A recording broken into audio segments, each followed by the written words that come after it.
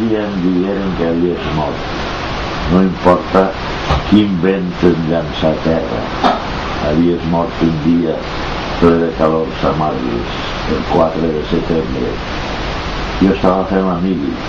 La carta de meus pares em va la notícia plena de lletres tortes que a mi em van parèixer les creus del cementeri. Érem els dos amics de la mateixa finca, però tu estaves mort com un alxeps que es banya i sense més agrana. Vares passar la guerra plena de fams i pànic per culpa de les bombes. El teu pit se va rompre com un paper d'estrassa que té poca costella. Tossies prou seguit en una tos ben fonda de pou o de caverna. Estaves fent-te un home, però tot groc de lluna. Després vingué la pau, a bones hores. La pau de Portaceli, plena de veus malaltes, plena de sang podrida i d'algunes visites. Jo no el volia veure, tan prim, tan alt, tan dèbil, i encara tot pensant si Carme se'n preocupa. Allí entre pins i el blanc silenci de les monges deixaren molt de temps i un eco de paraules o maldicions o insomnis de carícies.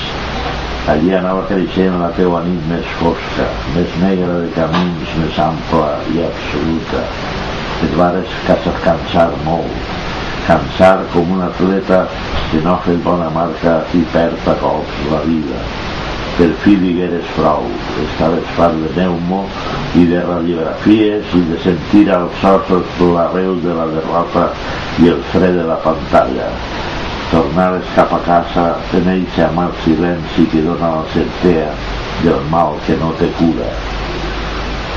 I eixíem junts encara darrere de les xiques, això és cert. Però tu t'engolies la seda mar en força perquè et senties pobre de membres i de braços.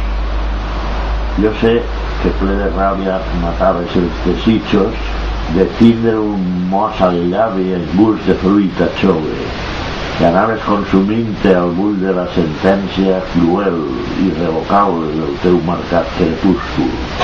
El teu cap era un cúmul de crits i de besades i de carnals escenes per somnis repetides. Els teus 20 anys de cendra semblaven una llosa que va esclafant el límit postís de l'esperança, i et senties caure per dins com una fulla de l'arbre de la vida que la fredor arranca, i en notes de miracle trenava un prec d'estima, pot ser l'esperança d'obrir-te alguna porta. Després tu no aguaitares, quedà el teu nom inèdit a l'hora de les llistes i les imaginàries, perquè en la teua fitxa posava un roig inútil, i un dia em van escriure que havies mort. La llima del teu cos com de cera va perdre gota a gota el suc de les entranyes i es va colgar en terra, apenas sense queixa ni cap nota al diari. I és ara que em preguntes si val la pena escriure portant l'eco tristíssim d'aquella mort tan jove. El temps tanca ferides i emboira les presències, però el record no és fàcil que el maten i el soterren quan s'ha viscut a l'hora de moure la collita. No sé que si quan jo tinga 20 anys de sepultura vindrà un amic poeta a dir-vos què em recorda.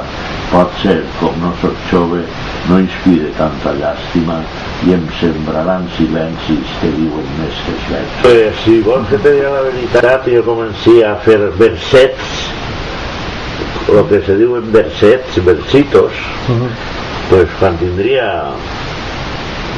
10 o 12 anys,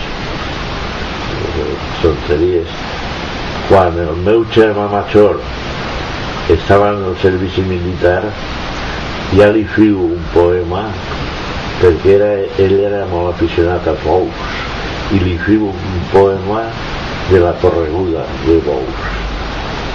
I era un poema fet en tercets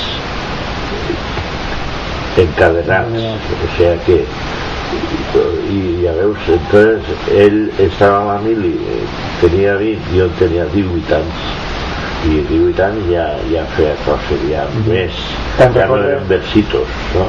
Eren altres casos, moltes les batalles que no es veuen, però s'estan lliurant en els vells intestins del nostre món. Milers de falsos ídols, igual que negres serps, se repten per terra fent remolins de pols entre les roses.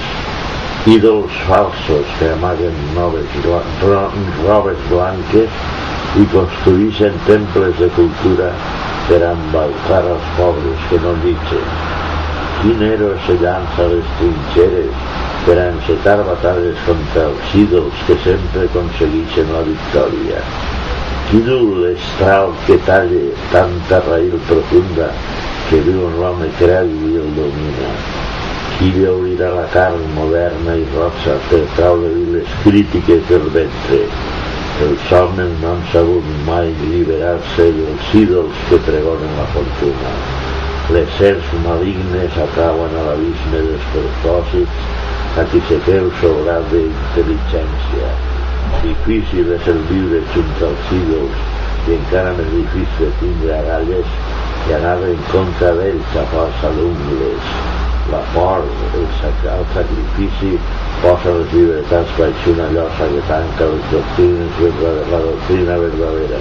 Derroca els monuments dels falsos ídols, per més que entre la pols se desaniten, xillant com les mandràgores letals de les llegendes. Bueno, n'hi ha cantat senzillament la pàtria dels cantons i dels amics, sense retraure els reis d'aquella història plena de grans batalles i motius. Jo vull cantar tan sols la pàtria d'ara, la de la fam desperta sense mos, la de les veritats sense discursos, la de la pedra nova sense por. Vull que el desig encórrega pels muscles en un sentit més ample del que fer, que torni a edificar-se com Déu mana el poble abandonat que es desconeix, ja que deixar de banda les estafes d'un temps no sé si vol per ser passat, ja que tractar de fer a cabustres no ha un gust de ric però en record. Deixem-nos de partits i capelletes a l'hora de fer pàtria sense xoc, perquè la pàtria naix de cara als homes senzilla com la fulla del llorer i vol teixir corones de consciència per adornar el cap de qui la sent. Pot ser jo tinc la pàtria massa fonda, pot ser no parla el cor en veu de sang, i és per això que em dol la meua terra que bombers que paga fills i cobra enganys. Caldria fer-li un cant de desagravi, el cant que porta el pit i espera el curs. Caldria de genolls besar-li el ventre per tant d'amor quallat en carn i en fruit. O pàtria del silenci ple d'història, mare que et fas dolor del gran desig, un dia et cantaran com tu mereixes, un dia el teu tesor seran els fills. I este és el tri,